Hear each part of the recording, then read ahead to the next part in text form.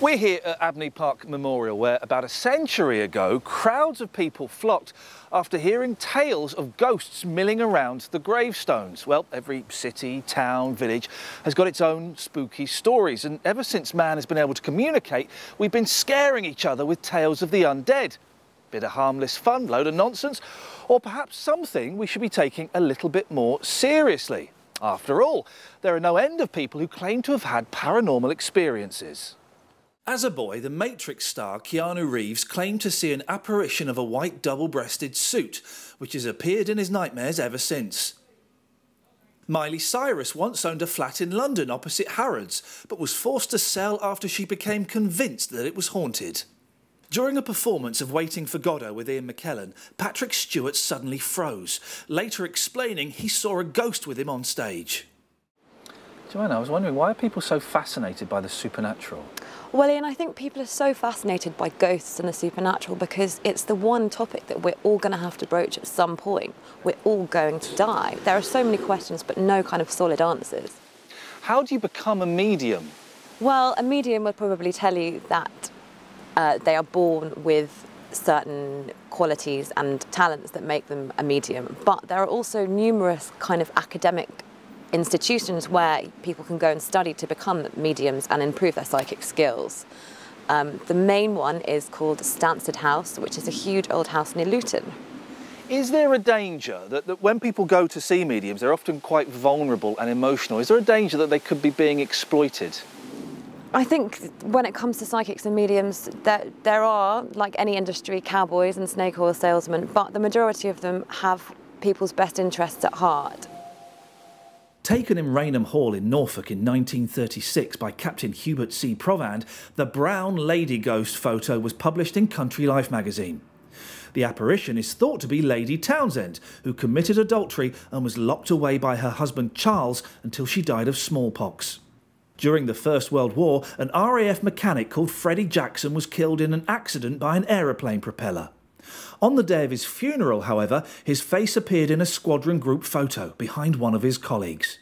Another strange picture was taken in 1924, after two crewmen had died in an accident on an oil tanker, the SS Watertown. The crew members saw their faces in the water for weeks, and their captain caught it on camera. I'm joined now by Henry Cumming, who's a psychic medium, and Christopher French, who's a professor of psychology at London University. Thank you very much. Ever seen a ghost? Yes, I have seen a ghost. If I remember rightly, I was around 6 years old. I was staying with my grandparents in Scotland in Fife, and they used to live in a large Adams house.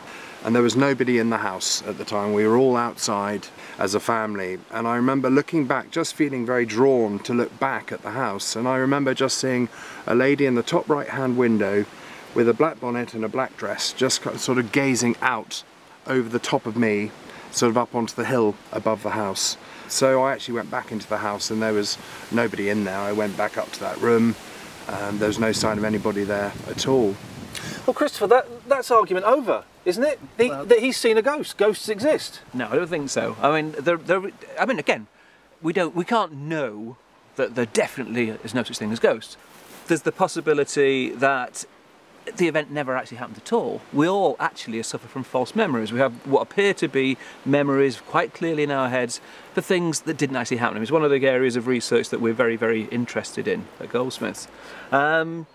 There is another possibility that you did see something, but it wasn't actually a woman. It was just that from that distance, you know, the way that sometimes you'll see faces in clouds, in shadows, etc. We can sometimes think we're seeing something and it's not actually really there. People react very badly if you say, maybe it was a hallucination, maybe you were seeing things. What would you need then to prove to you that ghosts existed? What would you want? Well, I mean, there's various things that would be very strong suggestive evidence. So, for example, given that there are so many CCTV cameras around in this country, you'd think by now that we'd have stronger evidence. Henry claims he can communicate with spirits. Absolutely. With the spirits of dead people. Absolutely. How does that work? You talking to the dead, but how does that work for you? Do you see them? Do you hear a voice? Is it something whispering? You feel them. First thing you do, I mean, with the sixth sense, you have the various senses that come with the sixth sense. And the main one is what we call clairsentience, which is called clear feeling.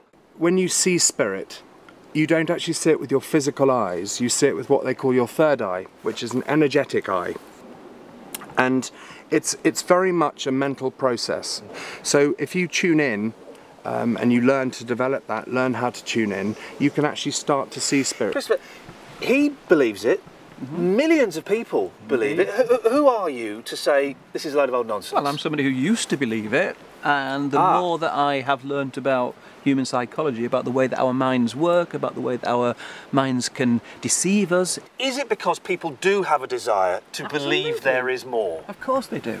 I mean, what's the... You don't believe it's an inherent part of who we are? Well, in one sense, yes. Because we're all energy. You don't believe necessarily we're correlating with the energy. The point here is that the one thing that we're all a bit scared about, to say the least, is our own mortality. One version of events, the scientific account says, when you die, that's it, game over. We don't really like that idea. So we want to believe in life after death. If we want to believe in something, the evidence doesn't really have to be that good to convince us it's really true.